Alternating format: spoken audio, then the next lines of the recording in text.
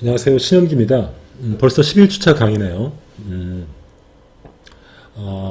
이거 보시죠. 이게 저희 전공 과목이니까 뭐 이런 얘기 할 수 있는데, 우리, 과대표랑 이제 집행부가 와가지고 이걸 전달해주고 갔어요. 승의 날이라고. 뭐, 감사하다고 했는데, 뭐, 올해는 얼굴도 못 봤는데, 이런 걸 받는 게 참 민망한 마음이 듭니다. 어쨌든 이 자리를 빌어서 이런 것들을 전달해준 여러분들께 감사한다는 인사를 드리고요. 사회정책론 요새 보니까 뭐 여러분 11주차 정도 되고, 이제 우리가 앞으로 14주차까지 강의를 하니까 이제 이번 학기 정말 얼마 안 남았는데, 어떤 특징이 있냐면은 점점점 이제 클릭수, 그러니까 동영상 시청 시간이 줄어들더라고요. 줄어드는 게 있는데, 뭐 이해할 수 있죠. 왜냐면 뭐 이제 한 학기 정도 지나니까 이제 별로 수업에 신선함은 없고, 그 다음에 다 아는 내용인 것 같고, 그래서 별로 흥미가 떨어지는 건 이해할 수 있습니다. 제가 여러분들에게 더 지적인 자극을 줘야 되는데 그렇지 못한다는 것도 이해할 수 있죠. 어쨌든 근데 저는 사회정책론 강의하면서 이런 생각을 많이 합니다. 그런 얘기 있죠. 배를 만드는 방법을 가르치려고 한다면은, 이른바 배를 만들도록 하려고 한다면은, 배를 가르치는 기술을 가르칠 것이 아니라 바다에 대한 그리움을 가르쳐야 한다, 이런 얘기가 있습니다. 그러니까 바다에 대한 그리움이 있는 사람들은 어떻게든지 그 바다로 나가기 위해서 배를 만드는 기술을 스스로 배우지 않겠습니까? 그러니까 내적 동기가 중요하다는 것인데, 저도 사회정책에서 구체적으로 여러분들에게 뭐 어떤 정책은 어떻고 이건 뭐고 이렇게 가르치는 거는 좀 의미가 없다고 생각합니다. 진짜 중요한 거는, 사회정책에서 중요한 거는 우리 사회의 어떤 평등, 우리 사회의 정의, 그 다음에 또 연대감, 어렵고 힘든 사람에 대한 연대감, 뭐 이런 것들, 이런 마음가짐을 갖게 된다면은, 우리가 그들과 더불어 살기 위해서, 혹은 어려운 사람들 돕기 위해서 내가 무엇을 해야 되는가, 이런 고민하면서 자연스럽게 보다 나은 사회를 만들기 위한 어떤 정책으로서 사회정책에 대한 관심이 생길 거라고 봅니다. 제가 이 수업 시간에 너무 수업 시간을 통해서 그런 어떤 내적 동기를 가지셨는지, 내가 그런 것들을 주는데 충분히 자극을 줬는지 잘 모르겠습니다. 그래서 이번 기말고사도 사실은 그런 맥락에서 우리 주변에 어려운 노인 노동을 하시는 분, 특히나 이제 아파트 분들이죠. 이런 분들에게 관심과 애정을 갖길 바라는 마음으로 기말고사 시험을 문제를 냈는데, 어떻게 책은 다 구매를 하셔서 읽어보기 시작했는지 모르겠습니다.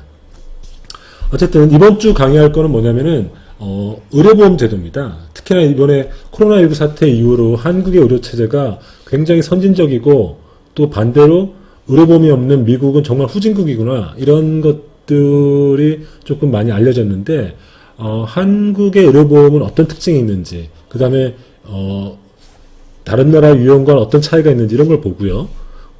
그러고 한국 의료보험 체제가 갖고 있는 문제점이 뭔가, 이런 것들을 좀 보고자 합니다. 그러면 이것으로써 사회정책론 11주차 강의를 시작하도록 하겠습니다. 사회정책론 11주차 강의를 시작하겠습니다. 오늘 강의할 주제는 의료보장에 관한 얘기입니다. 지난주에는 이제 노후소득보장에 대해서 말씀드리면서 연금제도에 대해서 말씀드리지 않았습니까? 오늘은 의료보장과 관련해서 우리나라의 의료보장 제도인 국민건강보험제도에 대해서 말씀드리겠습니다. 먼저 이 표를 이거 누구나 한번 받아보셨죠? 이게 뭐냐면, 제가 제 페이스북에서 따온 건데, 어떤 사람이 자신이 코로나에 감염된 사람입니다. 코로나에 감염돼가지고, 자기가 이제 병원 진료를 받고 완치돼서 나오면서, 여기 병원도 있죠. 인제대학교 해운대 백병원에서 진료받은 이 영수증을 갖고 왔는데, 진료비 총액이 970만 원이 들었답니다. 근데 환자 부담액이 140만 원입니다. 근데 실제로 이 환자 부담액 중에서 공단에서 140만 원가량을 내줬답니다. 그래서 실제 자기가 낸 돈은 4만 4천 원밖에 안 됐다고 페이스북에 올렸더라고요. 그러면서 이제 우리나라는 진짜 선진국이다, 뭐 이런 얘기를 하더라고요. 아시다시피 이번에 코로나19가 벌어지면서 각국의 의료 체제의 어떤 강점과 약점이 많이 드러나지 않았습니까? 그러면서 한국이 국민건강보험이 뭐 세계 최고다라는 얘기는 이미 예전부터 있었지만은 이 진단서에서 그 의료비 영수증에서 볼 수 있듯이 한국은 정말 이런 면에서 최고인 것 같아요. 반대로 미국 같은 경우는 우리나라는 코로나 검사도 무료로 해주는데 미국 같은 데서는 검사를 받는데 수천 달러가 든다 그러더라고요. 그러니까 수천 달러가 실제로 한 몇백만 원이 드는 거죠. 그러니까 실제로 증상이 있어도 그냥 참는다는 겁니다. 왜 생돈이 깨지니까. 이런 어떤 의료체제의 어떤 차이가 지금의 어떤 코로나 확산 정도랑 직결되어 있을 거로 보이거든요.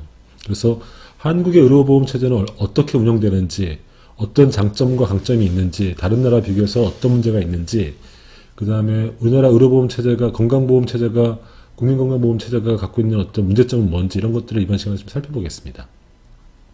먼저 이 문제를 얘기하기 전에, 먼저 건강은 개인의 문제인가 사회의 문제인가, 이 문제부터 우리가 짚고 넘어갈 필요가 있습니다. 어떤 사람이 이렇게 생각할 수 있습니다. 건강은 개인의 문제다. 왜냐하면 실제 우리나라 코로나19에 관련해서 이런 국민건강보험 체제, 의료보장 체제의 중요성도 얘기하지만 사실은 개인 위생, 개인 방역을 굉장히 중시하지 않습니까? 이 문제는 건강은 근본적으로 개인의 문제다. 이런 입장하고도 맞닿아 있는 거죠. 아니다. 건강은 개인의 문제, 개인에게 발현되지만 실제로는 그 사회 문제다. 이렇게 보는 입장이 있죠. 건강의 문제를 사회 문제를 본다면은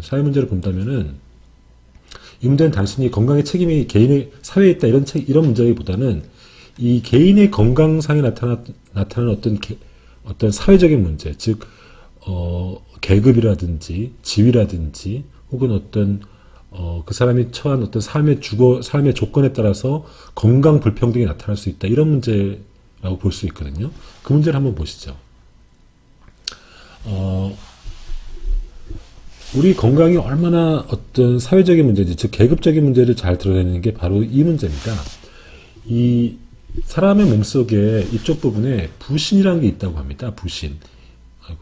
부신이라는 게 있는데, 이 부신이라는 게 뭐냐면은 스트레스가 그러니까 코르티솔이라는 걸 분비하는 기관인데, 이게 스트레스를 받으면 여기 부분이 활성화된다고 합니다. 그래서 이 만성적인 스트레스 받으면은 코르티솔을 분비해가지고 심장병, 고혈압, 당뇨 등을 유발하는 경우가 있는데, 재밌는 건 뭐냐면은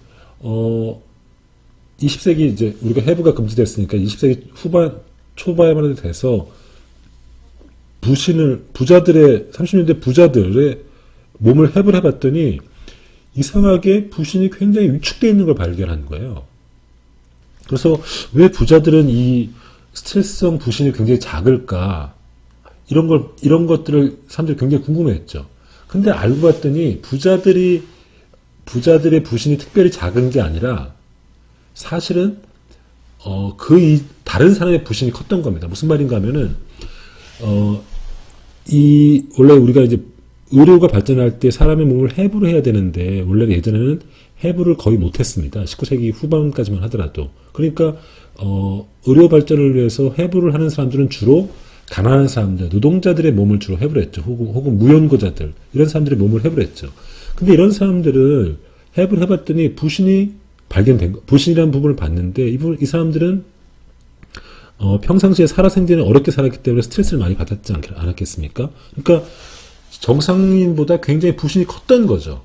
부신이 굉장히 과대 성장되어 있는 걸 본 거죠. 근데 당시에는 해부한 케이스가 적었기 때문에 그런 어떤 과대 성장한 게 정상이라고 생각했던 거죠. 그리고 이제 시간이 지나서 1930년대 이제 부유층에 대해서도 해부가 허락되니까 해부니까 원래 알았던 것보다 굉장히 작은 거죠. 근데 실제 작은 게 아니라 실제로는 정상이었던 거죠. 그러니까 실제로는 부자들의 부신이 정상이었고, 가난한 사람들, 그러니까 19세기 때 자신의 몸을 의료 해부에 팔았던 사람들, 이런 사람들의 부신이 오히려 비정상적으로 컸던 거죠. 이 얘기는 뭘 얘기해 주냐면은, 우리 몸의 신체도 사실은 모두 인간의 신체, 오장육부를 평등하게 부여받은 것 같지만은 그 사람의 계급적 지위, 살아생전의 어떤 삶의 조건에 따라서 굉장히 신체 부위도 다를 수 있다. 즉 건강이라는 요소도 굉장히 계급적인 속성이 강하다. 계급에 의해서 서로 불평등하다. 이런 걸 말해주는 거죠. 다음에 말씀드릴 사례는 로제토 효과라고 하는 부분입니다. 이 로제토 효과가 뭐냐면은 이 미국 필라델피아 근처에 로제토 마을이라는 곳이 있었습니다. 로제토 마을이 있었는데 여기 왼쪽 사진 보면은 이탈리아 이주민들입니다. 근데 이 사람들을 보면은 굉장히 로제토 마을은 다른 지역에 비해서 굉장히 뭐랄까 어떤 심장질환에 의한 어떤 사망률이 굉장히 낮은 거죠. 여기 보시면 아시겠지만은 이게 로제토 지역 사람들의 어떤 그 심장질환 사망률이거든요. 왜 이렇게 이쪽 사람들, 로제토 사람들, 즉 미국 동부의 이탈리아 이민자 지방이었던 로제토 마을은 왜 이렇게 사람들의 심장 사망률이 낮을까?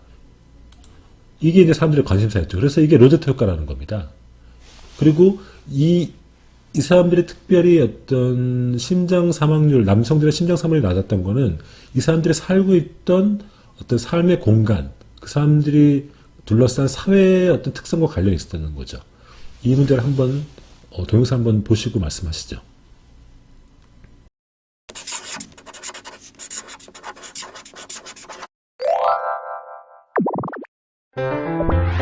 혼밥에 지친 분들은 다들 와요. 혼자 사는 집이 새 집 걸로 한 집이라는디 이렇게라도 함께 먹어야죠. 저 안녕하세요. 얼마 전에 한 20대가 고스텔에서 사망한 지 반년 만에 발견된 사건이 있었잖아요. 저도 그렇게 고독한 독거 청년이 될까봐 이렇게 나오게 됐습니다. 그래, 잘했어. 나홀로족들은 이렇게라도 뭉쳐야 돼요. 동작 그만. 첫 판부터 먼저 먹기냐?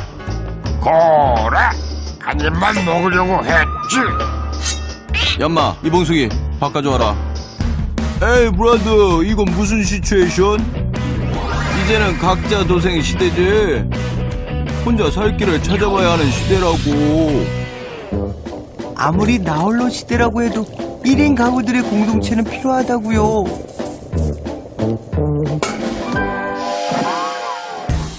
사람 냄새나는 공동체가 왜 중요한지 알아보기 위해 미국으로 가볼까요? 1960년대에 미국 펜실베니아의 로제토라는 마을이 많은 연구자들의 관심을 끌었는데요. 로제토 마을은 이탈리아에서 온 이민자들의 공동체였죠.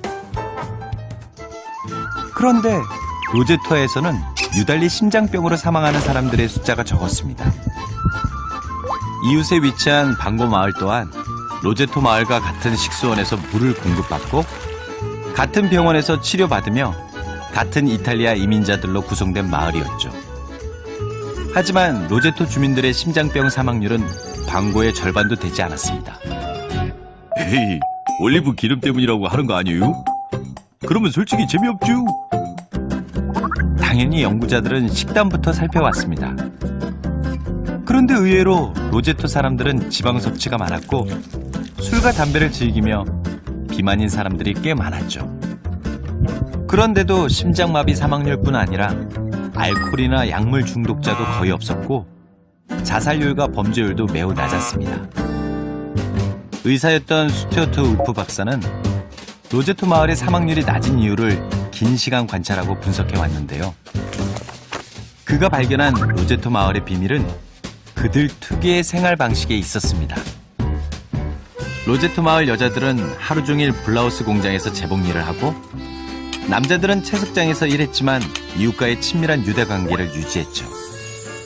길을 걷다가도 멈춰서서 이야기를 나누며 음식을 만들어 이웃과 나눠 먹고 부유한 사람들도 이웃의 가난한 사람들과 비슷하게 행동했는데요.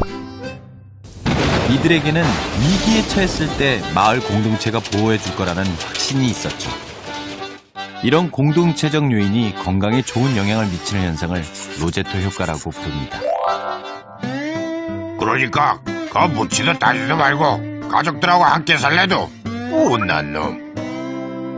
하지만 로제토도 변화의 바람은 어쩔 수 없었는데요. 개인의 삶을 우선으로 하는 풍토로 공동체는 서서히 무너져갔죠. 미국의 여느 도시들처럼 말이죠. 그랬더니 심장병 사망률은 점점 증가해 1940년에 비해 1970년에는 대략 2배 가까이 늘었습니다. 어서 들어와요. 뭉치면 살고 흩어지면 죽는 거요.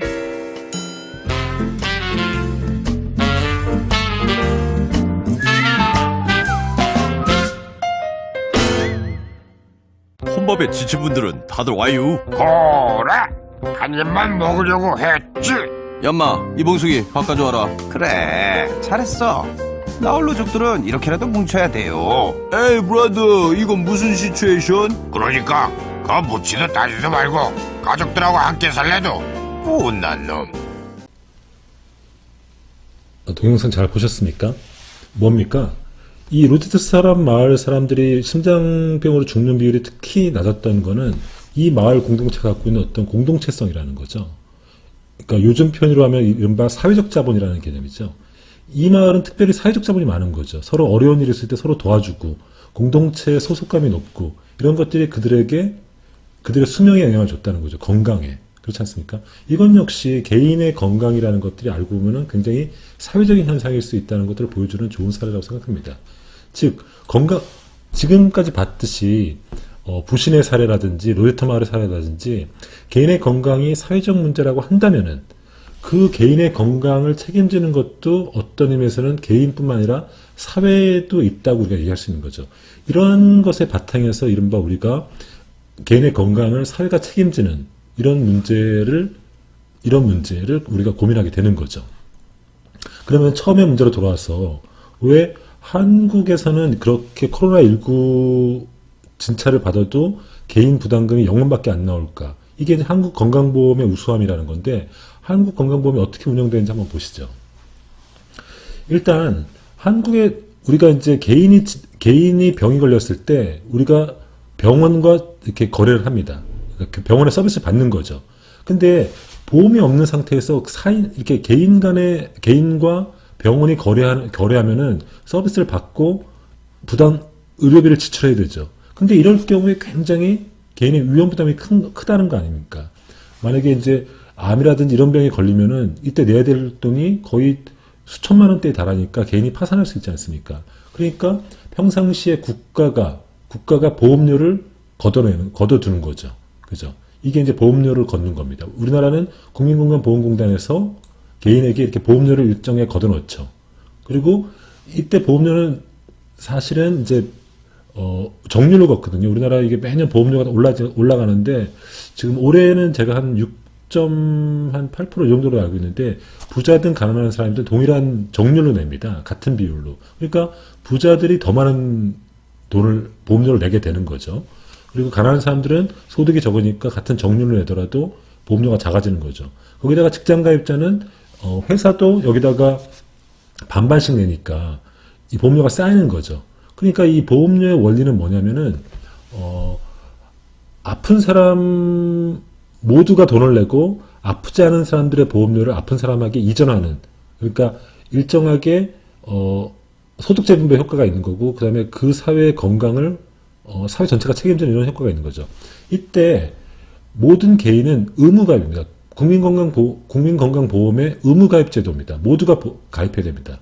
왜 개인이 건강보험에 가입하는 거 의무가입으로 하는지에 대해서는 제가 예전에 말씀드렸는데 개인이 갖고 있는 어떤 좁은 시야 그리고 정보 비대칭성 이런 문제 때문에 모두 의무가입한다고 그랬죠. 그래서 의무가입합니다. 그러면은 이 보험료를 모았다가 국민건강보험공단이 의료 서비스를 제공한 요양기관, 즉 병원에다가 수가를 지급하는 거죠. 근데 수가를 바로 지급하면은 요양기관 자체도 이 수가를 진료 비용을 속일 가능성이 있잖아요. 그러니까 먼저 요양기관은 바로 비용을 청구하지 않고 건강보험 심사평가원에 비용을 청구합니다. 그러면 심사평가원에서 이 비용의 적정성을 평가하는 거죠. 그리고 그 평가에 기반해서 얼마 정도의 보험료가 치료비가 들었다는 것을 결과를 통보해 주죠. 그러면 이 평가원의 평가에 근거해서 수가를 지급하는 겁니다. 그죠? 그러니까 개인과 의료기관 간에 벌어지는 행위에 보험관리공단이 껴서 이 보험료를 모아서 한꺼번에 모아서 의료기관에다 지급하는 이 체계가 이루어지는 거죠. 한국은 그래서 이런 체계로 이루어지는 거죠. 이게 한국 건강보험의 기본적인 구조입니다. 그러면 한국이 이렇게만 되느냐? 이게 가장 베이스고요. 이거는 그리고 이때 국민 입장 건강보험관리공단에서 개인들은 건강보험의 의무가입 제도가 있지 않습니까? 요양기관은 의료기관은 모두 당연 지정제, 즉 건강보험관리공단의 수가를 받는 당연기관으로 지정되는 겁니다. 그러니까 모두 건강관리공단에 모두 들어오도록 하는 거죠. 그러니까 연금이라는 거는 보면은 국가와 개인 간의 이자 관계이지 않았습니까? 국가와, 여기는 이제 연금관리공단이었죠, 그때는. 국가와 개인 간의 이자 관계였다면은 건강보험은, 국가와 개인과 의료기관 간의 3자 관계가 특징인 거죠. 그래서 우리나라의 의료비 보장체제는 먼저 공적기관으로는 국민건강보험이 가장 기본입니다. 그리고 이런 체제로 되어 있고요. 그리고 2008년도부터 우리가 고령화가 되면서 고령화의 어떤 요양에 되는 비용이 많으니까 이때 보험료를 걷기 시작했습니다. 이게 노인 장기 요양보험입니다. 건강보험처럼 일정하게 보험료를 내도록 되어 있죠. 그리고 이마저도 낼 수 없는 사람에게는 의료기보, 그러니까 국민기초생활보장법에 따라서 아주 저소득층에게는 의료급여를 지급하도록 되어 있습니다. 이게 기본적인 공적체제입니다. 그리고 건강보험을 하면 이제 의료기관이 이제 당연지정기관으로 묶이니까 또 아주 고가의 치료는 할 수 없거든요. 가령 이건희 같은 사람은 굉장히 고가의, 굉장히 그런 걸 하고 싶은데 이런 건강보험 체제에서는 그런 수가를 통제하기 때문에 할 수 없지 않습니까? 그래서 고가 진료를 받고 싶어하는 욕구가 있을 수 있지 않습니까? 그런 부유층들은 민영의료보험에 가입을 합니다. 삼성생명이라든지 동부생명이라든지 이런 데 가입을 하는 거죠. 그래서 민영의료보험에 들어가서 이제 하는 거죠. 그래서 우리가 민영의료보험에 들면은 건강보험에 지금 그러니까 보장률이 한 68%, 67% 정도 되니까 나머지는 개인에 돼야 되는데 만약에 민영의료보험에 든 사람은 이 민영의료보험에서 이 개인 부담금을 대신 내주는 거죠. 이건 정액제와 실손형이 있는데 정액제는 뭐냐면은 가령해서 수술을 하면은 100만 원 혹은 암 치료하면 300만 원 이런 식의 딱 액수를 정해놓은 게 정액제고요. 실손형은 실제 거기에 든 비용을 다 내주는 겁니다. 그죠? 그래서 민간의료보험은 있는데 실제로 이 비중은 아직은 크지는 않고 이 국민건강보험이 우리나라의 어떤 건강보장체제의 기본 체제인 거죠. 그리고 이런 식의 시스템으로 되어 있는 거죠. 이 시스템이 이제 굉장히 그러니까 세계적으로 위력을 발휘한다는 거 아닙니까? 그러면은 다른 나라들은 어떤 식으로 이 건강보험을 운영하고 있는가? 이걸 한번 비교해 보시죠. 그거를 비교해 보시죠, 한번. 실제로 건강보험제도의 역사적 기원은 그때도 말씀드렸다시피 독일입니다. 독일 비스마르크가 질병보험, 그러니까 노동자 계급이 공산화되는 것을 막기 위해서 국가 가부장적 관점에서 질병보험을 도입한 것이 사회보장 방식으로 하는 건강보험 보장제도의 역사적 기원입니다.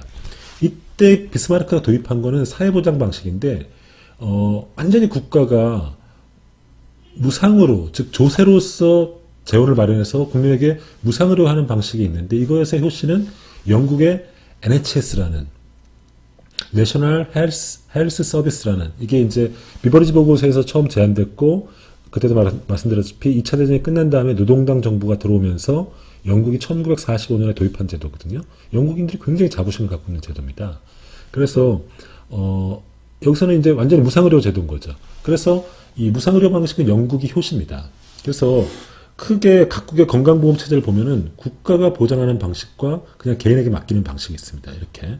국가보장 방식은 아까 얘기했듯이 사회보험 방식과 보험료를 납부해서 돈을 기금을 모으는 방식이죠. 그 다음에 조세로 운영하는 방식이 있습니다. 사회보험 방식은 다시 사회보험과 국민건강보험 방식이 있는데 먼저 우리나라의 국민건강보험 방식은 아까 얘기했듯이 3자 관계 아닙니까? 이 건강보험은 국가, 개인, 의료기관 이 3자 방식이 아닙니까? 이때 한국 같은 국민건강보험 방식은 이 보험 관리자가, 요 보험 관리자가 국가인 거죠. 국가 단일 보험자인 거죠. 사회보험 방식, 독일이나 일본, 프랑스, 네덜란드 같은 경우는 이 사회보험자가 국가 외에도 많은 지역, 민간, 기업 이런 식의 조합들이 여러 개 있는 거죠. 이게 사회보험 방식입니다. 그리고 국가보장 방식 중에서 조세로라는 방식은 이렇게 사회보험으로 하지 않고 그냥 국가가 보험료를 내지 않고 그냥 그 세금을 이용해서 그냥 하는 방식입니다. 그래서 이 방식 보면은 의료 공급을 누가 하느냐, 민간이 하느냐, 국가가 하느냐, 재원을 어떻게 하느냐, 보험료를 하느냐, 조세냐에 따라서 나눠지는 거죠. 우리나라 같은 어떤 사회보험 방식은 일단 민간이 공급하죠. 의료 공급은 민간이 하죠. 3자 관계니까. 그리고 보험료로서 재원을 충당합니다. 근데 영국이나 캐나다, 스웨덴 같은 경우는 NHS의 방식은 일단 조세로 이걸 충당하죠. 조세 충당하고, 그리고 요거 의료진, 병원들도 사실은 국가 공무원화 시키는 거죠. 그래서 국가가 서비스를 공급해 주는 거죠. 그런 면에서 국가 공급이라는 겁니다. 그러니까 영국이나 스웨덴 같은 나라에서는 의사가 사실상 국가 공무원인 셈인 거죠. 그죠? 이런 차이가 있죠. 상대적으로 문제가 많은 미국이나 이런 나라들은 완전한 개인 보장 방식입니다. 알아서 하는 방식입니다. 민간 의료 보험 방식입니다. Private Health Insurance라는 건데 그냥 개인이 그냥 각자 알아서 민간 보험사에 가입하는 겁니다. 그러니까 이렇게 생각하면 됩니다. 미국에는 우리나라 같은 모든 국민이 가입하는 의무 가입하는 그런 보험이 없고 개인이 삼성생명이라든지 동부생명이라든지 이런 데 그냥 알아서 가입하는 겁니다. 그리고 직장에 있는 사람들, 학생들 이런 사람들은 가입하기 쉽지만은 직장이 없는 사람들은 보험 가입이 안 되는 거죠. 왜냐면 개인이 그 가입할 비용을 낼 여력이 안 되는 거죠. 그러니까 병 걸리면 난리 나는 거죠. 그리고 미국에서는 아주 저소득층에게 대해서만 이렇게 국가가 조세를 운영합니다. 그래서 노인들에게는 메디케어를 제공하고 65세 노인에게는 이렇게 하고 아주 저소득층에는 메디케이드라는 걸 국가가 조세로 의료 보장을 해주고 나머지 사람들은 모두 민간 의료보험에 가입하도록 하는 거죠. 그러니까 여기서 의료 불평등이 생기는 거죠. 이런 어떤 의료체제 차이가 지금 코로나의 결과적 차이로 이어진다고 볼 수 있는 겁니다. 싱가포르 같은 경우는 어떻게 했냐면 1984년도 때 개인마다 의료저축 계정을 만들도록 하는 거죠. 그러니까 개인마다 통장을 만들고 거기다가 정기적으로 자기 일종의 의료저축, 그러니까 아플 때를 대비해서 의료비를 저축하도록 하는 거죠. 그래서 의료저축 계정을 만드는 방식입니다. 그러니까 이것은 이것도 일종의 개인 보장 방식인 거죠. 하지만 이제 이건 법으로 강제한 거죠. 근데 이 문제, 이것과 사회보험 방식을 비교해 보면은, 생각하기에 이렇게 할 수 있죠. 이것도 강제로 저축하는 거고, 또 강제로 저축하는 거니까 동일하지 않냐고 볼 수 있는데, 이거는 개인마다 계정을 이용하는 거니까 어떤 그러니까 재분배 효과가 없습니다. 하지만 사회보험은 그 돈을 한 주머니에서 모으는 거니까 아까도 했지만 모두 돈을 모아서 아프지 않은 사람들의 보험료를 아픈 사람에게 이전하는 효과가 있지만은 개인저축 방식에는 그런 효과가 없는 거죠. 그냥 각자 알아서 아플 때 대비해서 돈을 모아놓는 방식일 뿐인 거죠. 이런 차이가 있는 거죠. 그래서 지금 코로나 사태일 때 보면은 한국식의 이런 어떤 국민건강보험 체제가 아까 보여줬던 한국의 국민건강보험 체제는 요 체제로 되어 있다 그랬죠. 요게 굉장히 위력을 발휘하고 있다. 그런 걸 알 수 있죠. 그리고 각국마다 어떤 식으로 의료 보장을 하는지, 그리고 미국은 얼마나 의료 보장에 취약한지 이런 것들을 살펴볼 수 있었습니다. 그러면은 이 의료 보장 체제는 어쨌든 이 보험료를 걷어서 의료인들에게 이런 보험 방식에서는 민간 공급자가, 그러니까 의사들이 이제 민간인이 되는 거죠. NHS 체제에서는 의사들이 국가 공무원으로 이제 포섭되는 건데, 어쨌든 의료 서비스를 제공한 민간 그 의료진들에게 의료비를 지급해야 되는데 그 지급 방식이 어떤 것이 있는지 살펴보시죠. 첫 번째, 진료비, 의료비를 지불하는 방식은 행위별 수가제가 있습니다. 행위별 수가제는 한국이나 일본이 하는 건데, 정확히는 일본이 했던 거고 한국은 일본을 따라간 건데, 진료 항목별로 수가를 결정하는 방식입니다. 그러니까 의사가 뭐 주사 놓고, 그다음에 진찰하고, 수술하고 이런 행위 하나하나에 수가가 붙는 거죠. 그러니까 그리고 그 수가에 대해서 행위별 수가가 붙으니까 의사는 행위별로 진찰을 하고 그 행위에 대해서 건강관리공단에다가 수가 신청을 하는 거죠. 그런데 어떤 문제가 있습니까? 시행이 용이한 장점이 있지만은 의사들이 과잉 진료할 위험이 있죠. 행위별로 하니까.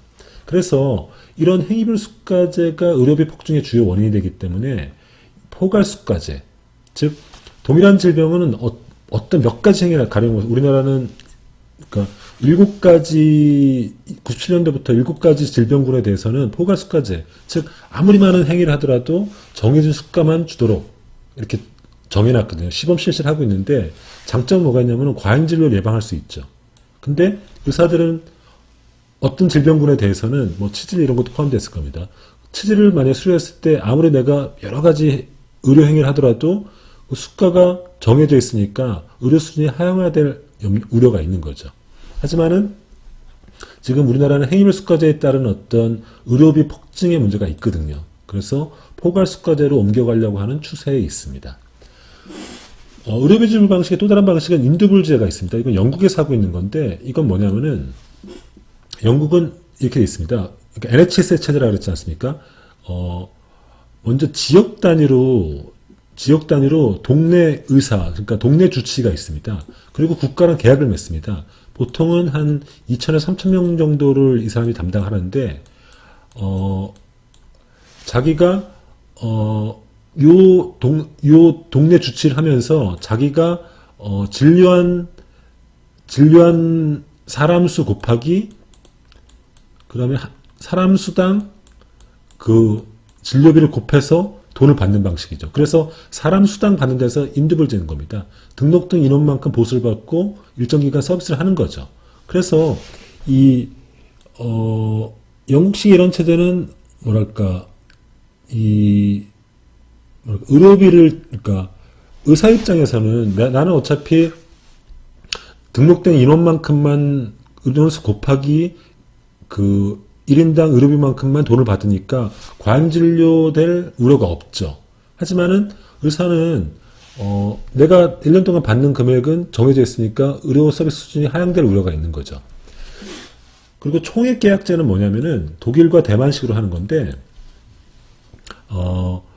이 국가 의료단체가 먼저 1년 동안에 얼마 정도의 의료비를 책정할 건지 미리 계약을 하는 겁니다. 의료비 총액을 계약을 하고, 그리고, 그러니까, 국가와 그러니까 어떤 지역에 있는 의료단체와, 국가가 먼저 크게 계약을 합니다. 올해의 의료비 총액은 얼마라고 계약을 합니다. 그러면 그 계약을 해서 이 의료단체가, 의료조합이, 우리 따지면 이제 의사조합이죠. 각 그 총액만큼 나눠주는 형식인 거죠. 이것도 진료비 통제가 가능하죠. 그러면 우리가 볼 때는 이런 인두불제랑 총액 계약제는 우리가 볼 때는 굉장히 이상한 제도 아니겠습니까? 그렇지 않습니까? 근데 이런 제도가 성립된 거는 이 나라의 역사적인 어떤 의료 체제가 발달했던 역사와 관련이 있는 거죠. 그죠? 그러니까 예를 들면 과거 독일에서는 예전부터 의사 집단과 국가가 진료비 총액을 협상을 해서 총액을 배정받는 이런 협약을 계속 맺어왔었거든요. 이런 전통이 남아서 지금 또 총액 계약제에 따라서 의료비를 지출하는 거죠. 이거를 이렇게 하면은 총액이 제한되어 있으니까 의료비 통제가 굉장히 쉬운 거죠. 그죠? 반면에 한국은 의사가 개인별로 행위별 수가제를 하고 있으니까 의사가 행위가 늘어날수록 의료비가 늘어나니까 의료비가 굉장히 폭증하는 문제가 있죠. 그리고 마지막에 봉급제라는 거 있습니다. 봉급제는 우리가 알다시피 페이닥터 제도입니다. 이건 주로 영리병으로 적용되는 거죠. 즉 의사가 진료 실적과 관련 없이 계속 병원으로부터 봉급을 받는 제도인 거죠. 그죠? 이런 제도가 있다. 그리고 국가마다 자신의 역사, 그 의료 체제가 발전된 역사적인 경로에 따라서 각자 독특한 진료비 지불 방식을 갖고 있다. 이런 것들 설명드렸습니다. 그리고 한국은 현재 행위별 수가제로 이루어져 있고 이것 때문에 의료비가 증가하는 문제점이 있다. 뭐 이런 걸 말씀드렸습니다. 이런 식으로 지금까지 각국의 의료보험 체제는 어떻게 돼 있고 그 다음에 그 의료비 체제, 그 의료 그런 어떤 뭐랄까 건강보험 그런 체제, 의료 체제에서 의료기관의 진료비를 어떻게 지불하는가 이런 걸 살펴봤습니다. 이번에는 한국의 의료보험에서 좀 더 살펴보겠습니다. 한국의 지금과 같은 의료보험이 어떻게 만들어졌는지 먼저 보시죠. 한국의 의료보험은 1960년대 박정희 대통령이 먼저 의료보험법을 통과하면서 만들었습니다. 근데 당시 그때도 말씀드렸다시피 이때는 법은 만들었는데 사실은 시행되지 않았죠. 그러다가 1977년도 때 의료보험이 시행되기 시작합니다. 그때 시행되는 거는 근로자 500인 이상 대기업부터 시작되는데 이때 시행된 건 뭐냐면은 특징이 그리고 그때는 사회보험 형식이죠. 왜냐하면은 사회보험 형식으로 했다는 거는 이제 국가의 부담, 조세를 했을 때 부담을 덜기 위해서 근로자와 사용자가 사회자라고 했는데 사용자입니다. 사용자 근로자가 반반씩 부담하는 사회보험 형식으로 한 거죠. 근데 77년에 갑자기 의료보험이 시행된 거는 7.4 공동선언 이후에 북한과의 체제 경쟁에서 우위를 차지하기 위한 목적이 있었죠. 왜냐하면은 당시 북한과 우리나라가 이제 이렇게 대치하고 있었고 박정희 대통령 말기 때인데 북한은 그때 공산주의 국가니까 무상의료였죠. 근데 한국은 자본주의 국가니까 의료비 문제가 굉장히 심각했었죠. 그래서 돈 있는 사람은 병원 진찰을 받고 없는 사람은 못 받는 자본주의의 가장 큰 문제점으로 지적됐고 북한 체제보다 열등하게 보였죠. 그래서 북한과 체제 경쟁이 이때 심각했기 때문에 박정희가 서둘러서 미뤄졌던 국민건강보험을 시행한 거죠. 사회보험 형식으로 하고 먼저 기업 부담을 덜어줘서 500인 이상으로 한 거죠.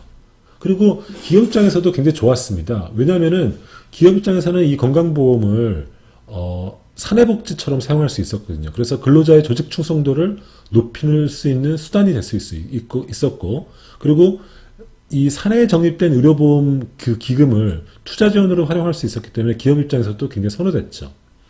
그래서 이때 77년 때 이제 500인 이상 대기업을 중심으로 건강보험이 도입됐지만은 실제로는 어떤 지역이라든지 자영업자들은 가입하지 못했었죠. 그래서 이들은 굉장히 의료비 부담이 컸었죠. 그러다가 1989년도 때 노태우 대통령 때 전국민 의료보험이 시행됩니다. 이때 문제가 됐던 지역별 의료 가입, 그러니까 이런 직장 가입자는 문제가 없었는데 지역별 의료 가입자들은 문제가 되지 않습니까? 그래서 지역별로 조합을 결성하도록 유도하고 필요한 보험료는 50%를 국고를 보조하는 형식으로 지역별로도 의료보험을 만들므로써 전국민 의료보험이 만들어졌죠.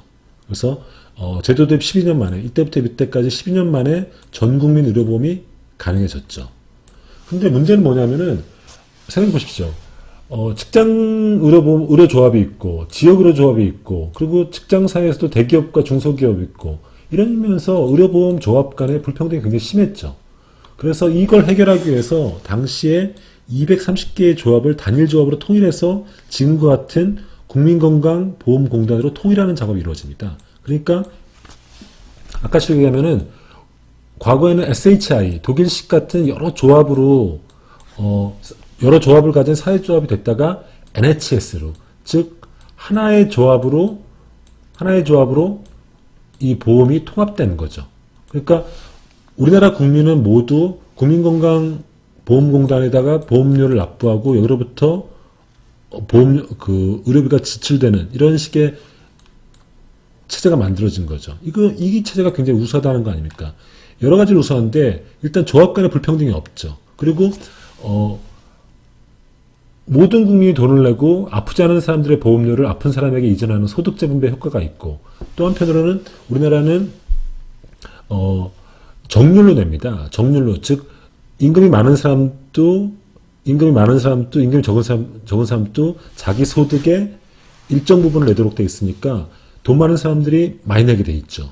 그러니까 소득 재분배 효과도 분명히 있는 거죠. 그래서 이런 체제로 돼 있다. 그리고 2003년도에는 이제 직장 가입과 지역가입도 통일하죠. 그죠? 통일하고. 그리고 2008년도 노무현 정부 때는 기존의 건강보험 외에도 노후의 어떤 요양을 위해서 장기 요양보험도 도입돼서 역시 국민건강보험공단에서 하나로 관리하는 거죠. 이런 식으로 우리나라 의료보험 체제가 발전되어 왔습니다. 지우고 이제 말씀드릴게요.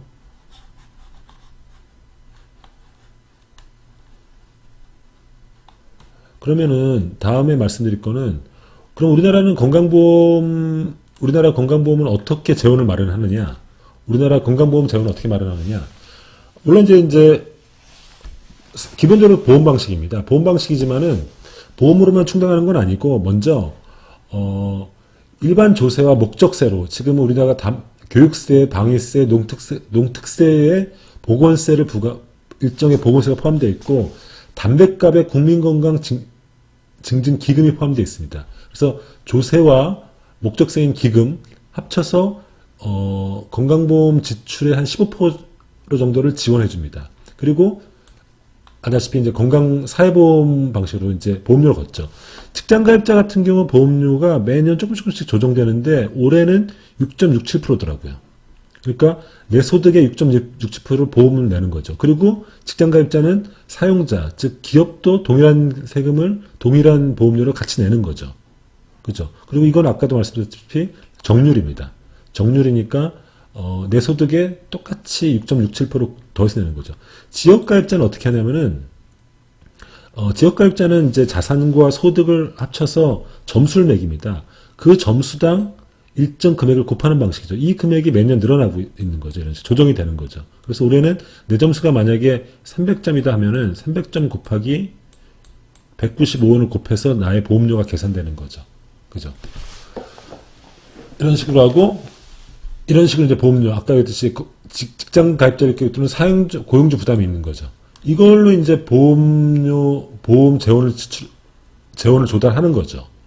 그래서 한국의 보험료 수입을 보면은, 기본은 이제 보험료입니다. 근데 한국의 보험료는 여전히 다른 나라에 비교했을 때보다 다소 낮은 걸로 내 있죠. 그리고 이렇게 해서 보험료를 충당해서 이제 보험료 지불해주고, 즉, 수가를 지출해주고 남았는 돈, 그래도 안 되는 게 이른바 우리가 알고 있는 본인 부담금이라는 거죠. 그죠? 이런 식으로 하고 있다. 그렇다면 이런 우리나라 국민건강보험 체제에서 우리나라 건강보험이 처한 어떤 위치, 어떤 상황이 어떤지를 한번 살펴보겠습니다. 우리나라 건강보험을 둘러싼 정책 환경이 이렇습니다. 첫 번째, 이 건강보험이 3자관계라고 얘기하지 않았습니까? 국민건강관리공단이 있고, 공단이 있고, 그리고 개인이 있죠. 개인이 있고, 그리고 이쪽에 의료기관이 있습니다. 그러니까 아까도 얘기했지만 연금은 국가와 개인 간의 관계지만은 이 건강보험은 공단과 개인, 의료기관 3자 관계거든요. 근데 이 관계에서 보면은 먼저 공단과 이 병원 관계에서 보면은 우리나라는 의료 공급 측면에서 민간 비중, 즉 민간 병원이 너무 비중이 굉장히 큰 거죠. 여기도 표에서 보시다시피 우리나라의 어떤 이 병원을 보면은 점점 민간 병원이 점점 증가하고 있죠. 그리고 이 인구 1000명당 급성기 병상 수가 우리나라는 점점 증가해서 OECD 평균을 넘어서고 있죠. 지금 OECD는 3.38개인데 우리나라는 5.53개죠. 그러니까 우리나라는 굉장히 의료 공급이 많은데 문제는 뭐냐면 의료 공급이 많은 것 자체는 좋은데 주로 민간으로부터 즉 민간 의료가 이 공급을 주로 담당하는 거죠. 소위 말하는 어떤 보건소라든지 시립 공립병원, 공공의료가 굉장히 우리가 비중이 낮은 거죠. 그죠? 그러니까 이런 민간 공급의 비중이 굉장히 높으니까 상대적으로 공공의 비중이 낮으니까 이 민간이 경쟁이 격화되고 수익률이 하락하니까 영리병원 요구가 생겨나는 거죠. 여기서부터. 이런 문제가 있고 아까도 얘기했지만 의료비 지출을 행위별 수가제로 하다 보니까 재정이 악화되는 문제가 있죠. 왜냐하면 의사들이 수가 통제를 피하기 위해서 계속 과잉질을 하게 되는 겁니다. 왜냐하면 행위별 수가제에서는 의료 행위를 많이 할수록 수가가 높아지니까 행위별 수가를 하다 보니까 점점 의료 비출이 많아지는 거죠. 그리고 우리가 또 어떤 걸 하냐면 또 의사들이 수익을 높이기 위해서 그 비급여가 되는 것들, 그러니까 급여는 뭐냐면 보험료로 커버되는 거고 비급여는 커버되지 않는 건데 의사 입장에서는 보험료로 커버되는 거는 수가로 받으니까 굉장히 수익이 낮단 말이죠. 그러니까 괜히 쓸데없는 비급여 항목 진찰 받는 거. 지금 같은 우리나라 같은 경우는 MRA 이런 것들이 비급여입니다. 의사들은 MRA 한 번 받으면 한 60만 원, 70만 원 되거든요. 그러니까 급여 항목, 그러니까 건강보험관리공단에서 수가를 받으려면은 먼저 심사평가원에서 그 적정성 평가를 받아야 되고 굉장히 짜거든요. 그러니까 비급여 항목으로 계속 이도를 하는 거죠. 필요 없는데 MRA를 찍어봐라. 막 이렇게 계속 하는 거죠. 이런 식으로. 이런 것들이 결국은 건강보험 재정을 위협하는 거죠. 그러니까 공단 입장에서 봤을 때는 이쪽이 계속 진료비를 높이는 요인이 있는 거죠. 그죠? 그리고 국민의 입장에서 봤을 때는 그러니까 공단과 국민 입장에서 때는 너무 보장성이 낮은 겁니다. 우리나라 보장성은 지금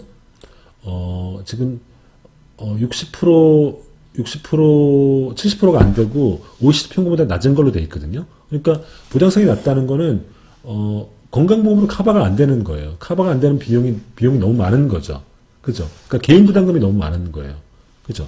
이러니까 문제가 되는 거죠. 그리고 이 보장성이 낮으니까 돈 많은 사람들은 어디로 빠지냐면은 민간 의료보험으로 빠지는 거죠. 삼성생명이라든지, 즉 실손보험을 해주는 삼성생명이라든지 동부생명 이런 데로 가는 거죠. 그 민간 의료보험료가 평균 1인당 12만 원을 내고 있답니다. 그리고 건강보험료로 내는 거는 평균 6만 6천 원입니다. 그러니까 이게 2배 많은 거죠. 근데 이거는 개인적으로는 뭐랄까, 돈 많으면 내가 민간 의료보험에 가입하는 게 합리적 선택입니다. 근데 실제로 보면은 사실은 이 민간 의료보험에 낼 거를 모두 국민건강보험에 우리가 낸다면은 의료비를 사실상 이제 건강보험료를 높이는 효과가 있는 거죠. 그러면은 사실은 그 재원이 더 탄탄해지니까 모든 사람이 혜택을 보는 더 합리적 결론에 이르는데 실제 부자들은 그렇게 하기 싫은 거죠. 그러니까 건강보험료 올리는 데 반대하고 개인적으로 민간 의료보험에 가입하는 거죠. 이거는 이제 낮은 보장성과 관련이 있는 거죠. 이 문제는 다시 말할 기회가 있을 겁니다. 그래서 우리나라 지금 건강보험은 이런 식의 문제에 직면해 있다. 이런 식의 어떤 환경에 둘러싸여 있다. 이런 거죠. 그러면 하나하나 살펴봅시다. 우리나라 건강보험제도가 어떤 문제가 있는지 하나하나 살펴봅시다. 첫 번째, 재정적 안정성 문제가 있고, 두 번째, 낮은 보장성의 문제가 있고, 세 번째, 영리병원의 문제가 있습니다. 하나하나 살펴보시죠. 첫 번째, 재정성, 건전성의 문제입니다. 한국의 건강보험은 지금, 의료보장이 지금 쓰는 비용이 2017년도 기준으로 74조 원인데, 이 돈이 얼마나 많은 돈이냐면은, 우리나라 국방비가 2017년도 기준으로 40조 원입니다. 그러니까 국방비의 거의 2배 가량을 쓰는 거예요. 그리고 우리나라 사회지출이 우리가 전체 GDP의 한 11% 정도라고 얘기하지 않았습니까? 그 중에 40%는 그러니까 건강보험료로 쓰고 연금이 65%를 씁니다. 그러니까 이거 두 개 합쳐서 65%를 쓰는 거죠. 그럼 나머지 35%를 뭐 노동시장이라든 이런 데 쓰는데 이 비용 자체, 즉 사실상 국민건강보험과 연금의 65%를 쓰고 이 비용이 점점 높아질 거라는 거 아닙니까? 그러니까 점점점 나머지 뭐 사회 서비스라든지 보육이라든지 양육이라든지 이런 쓸 돈이 점점 적어지는 거죠. 실제로 보면은 2015년도 기준으로 GDP 대비 의료비 비중이 한국이 7.2%입니다. 미국이 가장 많죠. 근데 이 지난 그 증가세 보면 한국이 가장 두 번째 높은 거죠. OECD에서 두 번째 높은 거죠. 의료비가 굉장히 높아지는 문제가 있는 겁니다. 그죠? 그러면 이런 문제는 왜 생기느냐, 이런 어떤 의료비 부담이 왜 생기느냐, 이런 문제죠. 그러니까 전체적으로 추계를 해보면은 생산 가능 인구는 60년 점점점 줄어들고 있죠. 인구가 고령화되고 출산율이 낮아지니까. 근데 건강보험의 지출은 꾸준히 증가하고 있는 거죠. 그러니까 이 지출 증가의 근본적인 원인은 두 가지가 있습니다. 아까도 말씀드렸다시피 먼저 결국은 의료비는 두 가지 측면에서 발생하는데 하나는 의사들이 아까 공단과 의사와 이 삼자관계에서 의료비 지출은 의사들이 의료비를 높이는 게 있고 환자들이 의료비를 높이는 요소가 있습니다. 뭔가 하면은 먼저 의사들 측면에서는 지금 현재 행위별 수가제를 하지 않습니까? 행위별 수가제를 하니까 의료인들이 수익을 높이기 위해서 과잉 진료를 하게 되는 문제가 있습니다. 점점. 과잉 진료를 하니까 굉장히 의료비가 점점 높아지죠. 두 번째, 의료비가 우리나라 보장성이 약하다고 하지만은 그래도 일정하게 보장이 되는 부분이 있단 말이죠. 그러니까 환자 입장에서는 의료 쇼핑을 하는 문제가 있습니다. 그러니까 우리나라 예를 들면은 감기만 걸려도 병원에 달려가는 거죠. 그리고 병원도 종합병원, 3차 병원, 대학병원에 주로 달려가는 거죠. 그래서 2017년도 기준으로 국민 1인당 의료진료 횟수를 봤더니 우리나라는 16.6회입니다. OECD 같은 경우는 7.1회입니다. 스웨덴 같은 경우는 이게 2회 정도입니다. 그러니까 우리나라는 실제로 이 의사 측 사이드에서 의료비를 과잉진료를 통해서 의료비를 지출을 늘리는 효과가 있고 환자 사이드에서 의료 쇼핑을 함으로써 이 의료비 지출을 높이는 효과가 있습니다. 이런 것들을 통해서 의료비가 계속 점점 늘어나는 거죠. 그죠? 거기다가 고령화 문제까지 추가되니까 이 문제, 지출이 점점 늘어나는 거죠. 결국은 이것이 의료비 지출이 늘어나니까 의료비 지출은 결국은 보험료 수입분의 지출인데 결국 지출이 점점 많아지니까 보험 수입이 적자가 될 우려가 있는 거죠. 지금 현재. 그 문제는 좀 이따 다시 말하겠습니다.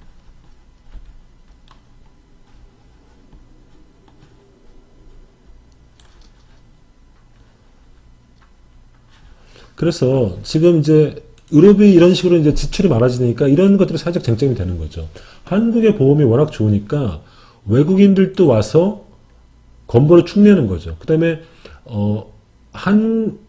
한국인인데 해외 체류해 있는데 잠깐 들어와서 한국의 의료보험으로 싼 값에 의료 행위를 받는 거죠. 지금 우리나라는 3개월 이상 체류하고 의료보험료를 내면 외국인들도 건강보험 혜택을 받을 수 있거든요.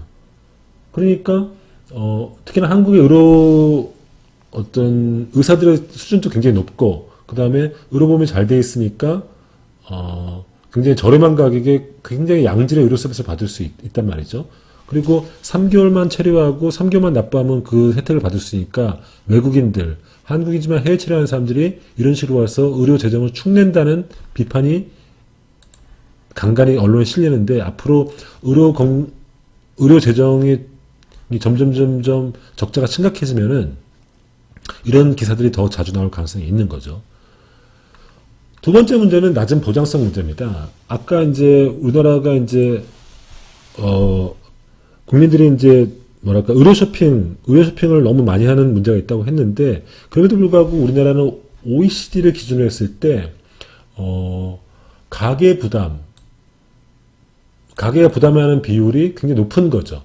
이걸 보장성이라고 하는데 보장성은 뭐냐면 전체 의료비 중에서 건강보험이 커버하는 비율이 얼마냐는 거죠. 이게 우리나라는 2005년도 기준으로 63.4%입니다. 그러면 요 나머지는 개인이 부담하는 거죠. 그러니까 보장성이 낮다는 거는 즉 건강보험이 커버하는 비중이 낮다는 건 그만큼 개인 부담이 크다는 겁니다. 얼마나 크냐면은 OECD는 개인 부담이 20% 정도가 조금 안 됩니다. 근데 한국은 35%가 넘는 거죠. 그러니까 굉장히 개인 부담이 많고 이 말은 건강보험 급여가 커버하는 비중이 굉장히 좁다는 건데 그래서 이런 문제를 해결하기 위해서 이른바 문재인 케어가 도입된 거죠.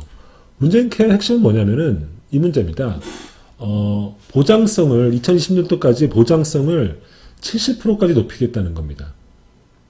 여기에 소요되는 재정이 한 30조 원이 되는 거죠. 그래서 보장성 뭐냐면은 기존에 비급여가 됐던 즉 커버하지 않았던 비급여를 모두 급여 항목으로 포함시킨다는 게 핵심입니다. 예비급여, 선별급여, 신포괄급여 이런 것들을 모두 기존에 비급여였던 것들을 모두 건강보험으로 포함시켜서 급여화시키고 특진, 특실, 간병 이런 것들이 비전의 3대 비급여인데 이런 것도 모두 급여로 포함시킨다는 겁니다. 그 다음에 특히나 취약계층에 대해서는 본인 부담 상한금을 설정하는 겁니다.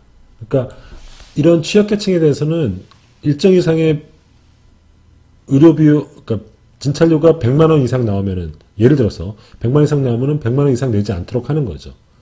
뭐 이런 식으로 보장성을 확대해서 목표는 70%를 달성한다는 겁니다. OECD 평균인. 근데 이렇게 된다는 건 뭐냐면은, 결국은 비급여 항목을 급여 항목, 즉, 보험 수가로 지불해 줘야 되는 거니까, 결국은 보험료 지출이 많아지는 거죠. 그 돈이 30조 원이 된다는 겁니다. 그래서 실제로, 뭐니까, 기존에 급여가 되지 않은 비급여 항목을 급여화시키니까 보험급여의 지출이 많아지니까 결국은 어떤 문제가 됩니까? 보험 재정에 지출이 많아지니까 적자가 많아지는 거죠. 실제로 추계한 걸 보면은 지금 현재 건강보험 수입료가 이제 붉은 선입니다. 지출이 이 파란 선입니다. 지금은 이제 2016년 기준으로는 보험료 수입이 지출보다 많으니까 흑자죠. 근데 장기 추계를 해봤더니 점점 지출 항목이 이쪽이 많아지니까 단기 수지가 점점 그러니까 적자가 되는 거죠. 점점 지출 항목이 커지니까, 지출 항목이 커지면 이 수지가 점점 마이너스가 되는 거죠. 특히나 오바마 케어로 보장성을 확대하니까, 즉 전체 지출분의 건강보험이 커버하는 이 부분을 70%까지 높이니까, 즉 이 지출이 늘어나는 거죠. 이쪽이 지출이 늘어나는 거죠. 그러니까 점점 더 적자가 되는 거죠. 이쪽이 단기 적자가 커지니까 전체적인 어떤 뭐랄까 누적 적자는 점점 커지는 거죠. 누적 적자 커지면서 결국은 재정을 이 건강보험 기금에 있던 이 돈이 점점 액수가 점점 적어지는 문제가 발생하는 거죠. 그래서 이 보장성을 높이는 문제는 당연히 이제 개인 부담이 너무 크니까 보장성을 당연히 높여야 됩니다. 높이는 건 맞는데 문제는 뭐냐면은 아까도 했듯이 이런 문제가 있습니다. 보장성이라는 게 아까 했듯이 건강보험이 커버하는 것을 전체 의료비 지출로 나눈 건데 의료비 지출로 나누는 이 비율이 보장성 비율인데 이 비율을 우리가 70%로 한다는 거 아닙니까? 그래서 이쪽 지출을 지금 늘린 거 아닙니까? 이게 이제 오바마 케어 70% 달성하는데 이게 30조 원이 든다는 거 아닙니까? 근데 이렇게 30조 원을 투여하면 점점 이렇게 누적 적자가 커진다는 거 아닙니까? 그죠? 그러면 그만큼 이제 조세가 들어와서 이제 세금이 들어와야 되는 문제가 있는데 문제는 뭐냐면은 이 부분이 계속 우리나라가 이 분자를 줄여야 된다는 거죠. 그러니까 뭔가 하면은 아까 했듯이 의사들이 행위별 수가를 통해서 의료비를 늘리고, 근데 환자들도 의료 수요평을 통해서 의료비를 늘리면 이 부분이 점점 계속 늘어나면은 이 분모 부분이 늘어나면은 이쪽에 재정을 투여해서 아무리 커버리지를 넓혀도 70% 달성이 안 되는 거죠. 그래서 결국은 이 부분을 높이는 문제뿐만 아니라 이 부분을 줄여야 되는 문제가 있는 거죠. 그래서 즉 행위별 수가제를 어떻게 통제할 것인가, 국민들의 의료 쇼핑을 어떻게 통제할 것인가. 그래서 전체적으로 의료비를 낮추는 문제, 이것들이 단순히 보장성, 이 커버리지의 분자를 높이는 문제 못지않게 중요하다는 겁니다. 그죠? 그래서 우리나라는 특히 문제되는 게 이제 의사들의 과잉 진료도 문제지만은 환자들의 어떤 의료 쇼핑도 문제거든요. 이런 것들을 어떻게 적절히 통제할 건가, 이런 것들이 중요한 정책적 과제라는 거죠. 그래서 단순히 커버리지를 높이는 문제뿐만 아니라 이 분모 부분을 낮추는 이런 것들에 대한 정책적인 어떤 연구들이 필요하다. 세 번째, 우리나라 건강보험 체제가 갖고 있는 세 번째 문제가 영리병원 문제입니다. 우리나라는 의료병원 관련 법에 따라서 의료법 시행령 20조를 보시죠. 의료법 제33조 2항 4호에 따라서 의료기관을 개설한 비영리 법인은 의료업을 할 때 공중위생에 이바지하며 영리를 추구해서는 안 된다. 즉 우리나라는 영리법원을 허용하지 않습니다. 즉 병원들이 영리 활동을 할 수 없습니다. 즉 병원의 수익은 다시 의료에만 재투자돼야지 그걸로 수익 사업을 그것을 수익을 내서 할 수 없다는 거거든요. 그거는 이제 사람의 건강, 병을 치료하는 병원이 장사를 해서 안 된다는 이런 취지입니다. 그건 맞죠. 근데 아까도 봤다시피 한국의 병원들이 점점 한국의 의료 공급이 주로 이렇게 민간 위주로 되다 보니까 이들 간의 경쟁이 격화되니까 병원들 간의 수익성이 악화되니까, 즉 의료비 통제를 받는 것으로서는 더 이상 견딜 수가 없으니까 우리도 영리병원 해달라는 요구가 굉장히 많습니다. 이거는 첫 번째 요인은 병원들이 어떤 경쟁 격화, 그리고 의료비 통제, 수가를 통한 의료비 통제에 따른 어떤 수익성 악화 때문에 영리병원화 해달라는 의료기관 의사들의 요구가 있는 거죠. 일단은 또 한편으로는 영리병원 요구는 삼성하고도 관련이 있습니다. 이게 무슨 말인가 하면은 삼성은 저번에 연금체조, 국민연금 할 때도 이제 합병 과정에서 문제를 일으켰는데 이 건강보험하고도 관련이 있습니다. 뭐냐면은 지금 우리나라 의료보험은 지금 요 건강관리공단과 개인과 의료기관 간의 요 3자 관계라고 말씀드렸는데 이 보면은 삼성도 삼성생명이 공단의 입장이 있습니다. 그리고 삼성생명이 개인 가입자를 받고 있죠. 그죠? 그리고 삼성병원을 필두로 하는 의료기관이 있습니다. 그러니까 삼성의 입장에서는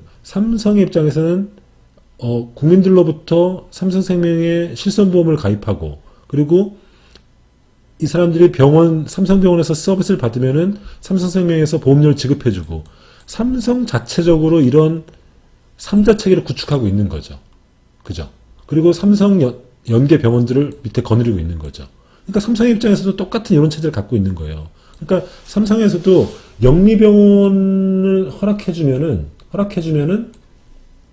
이런 체제를 통해서 자기들도 완전한 어떤 이런 3자 체계를 구축할 수 있기 때문에 삼성에서도 영리병원의 요구가 굉장히 많은 거죠. 그리고 영리병원화 되면은 의료가 폭증할 거 아닙니까? 그리고 의료가 폭증하면은 굉장히 고가 서비스를, 기존의 건강보험 체제에서 할 수 없던 고가 서비스를 할 수 있거든요. 그러면은 이 서비스를 받고 싶어 하는 사람들, 개인들이 있단 말이죠. 부자들이 있단 말이죠. 그럼 이 사람들은 굉장히 비싼 삼성의 실손보험에 가입하는 겁니다. 그리고 진짜 병이 났을 때 외국에 안 나가도 되고, 존스홉킨스 병원 이런 데 안 나가도 되고, 삼성병원의 고가 서비스를 받는 겁니다. 그러면 이 서비스는 기존에 고가로 아주 굉장히 천문학적인 돈을 냈던 그 보험료로 납부해 주는 거죠. 이런 부자들의 요구가 있는 겁니다. 이렇게 하나하나 허용하게 되면 어떻게 됩니까? 그렇잖아도 이쪽 건강관리공단의 재정이 축나기 시작했는데 부자들이 이쪽으로 빠져나가기 시작하면은 이쪽 재정이 더 약화되는 거죠. 그리고 우리가 2000년대 구축했던 NHS, 한국민들은 모두 하나의 국민건강 기금으로 온 국민의 건강을 책임진다는 것들이 축나기 시작하는 거죠. 이 기금이 그러면서 부자들은 삼성을 중심으로 하는 이 보험체제에 가입하고, 나머지 사람들은 이쪽에 있고, 이런 다시 이원화되는 문제가 생길 수 있는 거죠. 실제로도 민간 의료 보험료 가입률이 2014년 기준으로 78%, 그러니까 1인당 평균 4.8%, 5개 정도의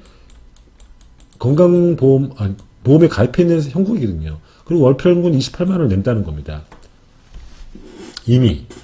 근데 말씀드렸다시피 이 돈을 민간에 낼 게 아니라, 민간 보험에 낼 게 아니라 건강보험에 낸다면은 이 건강보험이 더 재정이 탄탄해져서 더 많은 사람이 혜택을 받을 수 있는 거거든요.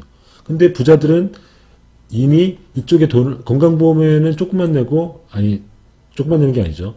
일정하게 자기 법부로 내고 또 추가적으로 민간보험에 가입하는 거거든요.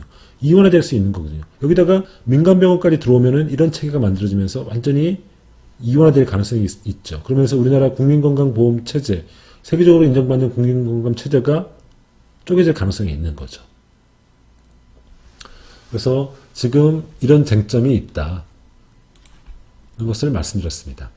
지금까지 오늘 말씀드린 거는 한국의 건강보험 체제가 굉장히 우수한 것으로 평가받는데 그 체제가 어떻게 운영되는지 먼저 설명을 드렸고, 그 다음에 한국과 다른 의료보험 체제, 전 세계는 어떤 식의 의료보험 체제가 있는지를 말씀드렸습니다. 그리고 그런 체제에서 우리 진료비 지급은 어떻게 되는지, 그리고 한국은 어떤 식으로 운영되는지 이런 걸 말씀드렸고, 한국 건강보험 체제, 우수한 건강보험 체제가 직면한 세 가지 문제. 첫 번째는 첫 번째 문제였죠. 있던 재정위기, 점점 진료 건강보험 지출이 늘어나면서 재정의 안정성이 위협받고 있는 문제. 두 번째, 그럼에도 불구하고 보장성을 강화해야 되는 문제가 있는데 이게 문재인 케어로서 도입됐는데 70%를 목표로 하고 있죠. 근데 이때 30조 원의 추가 비용이 드니까 역시 재정 안정성 문제가 결부되죠. 근데 이 문제는 단순히 재정을 투여해서 분자를 늘릴 뿐만 아니라 의료비 지출 자체를 억제해야 되는 문제가 있다. 이때 환자 사이드에서는 의료 쇼핑을 축소시키고 의사 사이드에서는 과잉제를 축소해야 되는 이런 정책 과제가 있다. 이 말씀을 말씀드렸고, 세 번째로는 영리병원 문제. 왜 영리병원 문제가 지속적으로 요구되는지 이런 문제.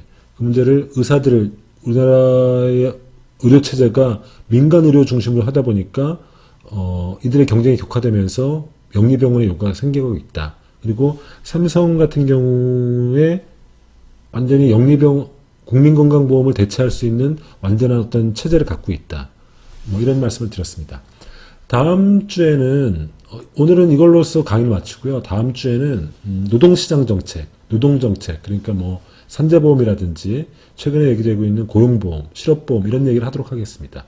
그럼 이것으로써 오늘 강의를 마치겠습니다. 수고하셨습니다.